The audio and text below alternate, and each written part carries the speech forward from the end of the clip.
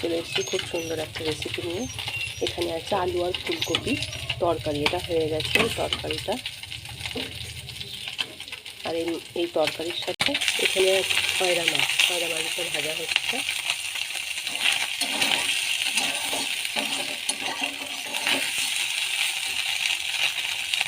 খয়রা মাছগুলো ভাজা হয়ে গেছে। এই মাছের মধ্যে ফুলকপির তরকারিটা ঢেলে দেবো। এই যে মাছগুলো পরে নিয়ে আসা হয়েছে, তাই জন্য এর মধ্যে দেওয়া হবে। ফুলকপির মধ্যে ওর এই ফুলকপির তরকারিটা মাছের মধ্যে ঢেলে দেবো। তরকারিটা দেওয়া হয়ে গেছে এর মধ্যে। ফুলকপি দিয়ে খয়রা মাছ দিয়ে আলু দিয়ে ঝোল হচ্ছে। এই যে আলু ফুলকপি আর মাছের ঝোলটা একটু বেশি করে ভালো করে ফুটিয়ে নেব, একটু চাপা দিয়ে রাখবো তার জন্য।